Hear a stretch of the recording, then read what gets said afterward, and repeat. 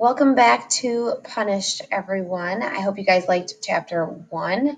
Chapter 2, we're going to get into some puns. So if you have not done the pun mini lesson, please make sure that you go back and take a look at that. So without further ado, let's read chapter 2, Running into Trouble.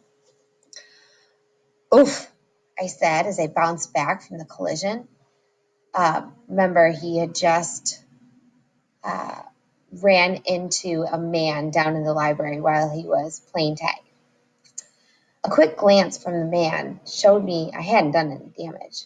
Barely even looked surprised. Sorry, I said as I started to run around him. He put out a hand and stopped me. This is a library, he said, staring at me through the bottom part of those glasses that have a line right across the middle of each lens. Not a playground. No kidding. I hate it when people tell me obvious stuff.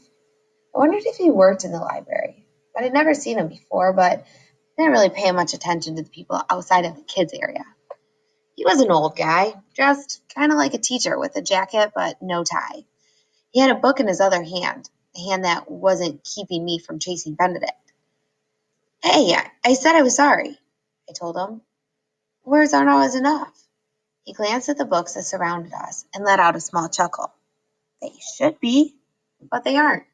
That's a lesson you obviously haven't learned yet. Maybe you need to be punished. Punished? My stomach squeezed tight as his words sunk in. Was he threatening me? I backed away from him and got ready to make a sprint for the stairs. He didn't try to stop me. Instead, he nodded and said, Yes, punished. I suspect it'd do you some good. And he raised the book he was holding and blew on it. A puff of dust swirled through the air. I closed my eyes as the dust tickled my face. Hey, cut it out! I wiped my face with my sleeve and then opened my eyes. He was gone. Whack! Tag again! Benedict shouted, running up from behind and giving me another slap on the back. Cut it out, I said, and glared at him so he knew I wasn't fooling around. You almost got me in trouble. I rubbed my eyes. They still felt dusty and I blinked hard. Everything looked funny for a moment, like I was seeing through someone else's eyes. But after another hard blink, things looked normal again. Sorry, Benedict said, but he couldn't keep from grinning. He started to climb one of the bookcases. Will you please try to behave yourself? Will you please try to behave yourself? I said. What? Behave yourself, I told him again. We returned to the kids section and I got back to work. Benedict worked a tiny bit too, but mostly he ran around until Mrs. Tonkia, the kids' librarian, told him to stop. And he sat for a while. Actually, he sat for 38 seconds. I know because I counted. Then he ran around some more. He reminded me of one of those old wind-up toys that are all shaky and jerky. The kind that will stop so it looks like they've run down and then jerk back to life and start moving again. Mrs. Tonkia took it easy on him.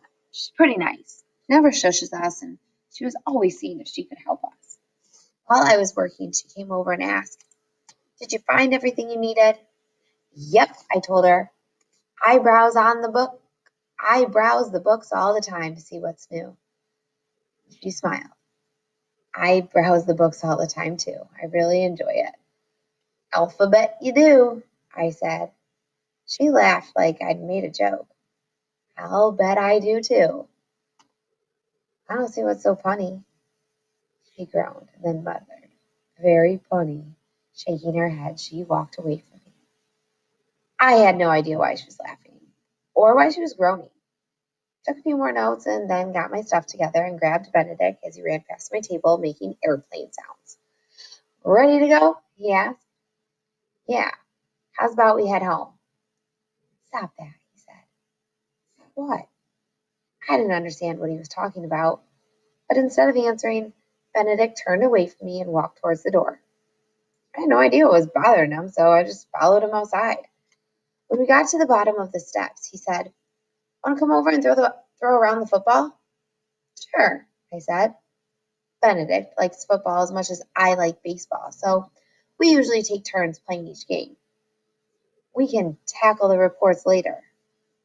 Will you please knock it off, Logan? You're starting to sound like my Uncle Horace, and he's really annoying. Knock what off? I wish he'd tell me what he meant. If you expect me to hike all the way over to your yard, you better start making sense. Besides, I really don't field like football. Baseball's a better game. Oh, just forget it, Benedict said. Call me if you decide to be normal again. He walked off, slapping parking meters as he passed them and shouting, "Hi-ya!" I had no idea why he was angry with me. I also had no idea that things were about to get a lot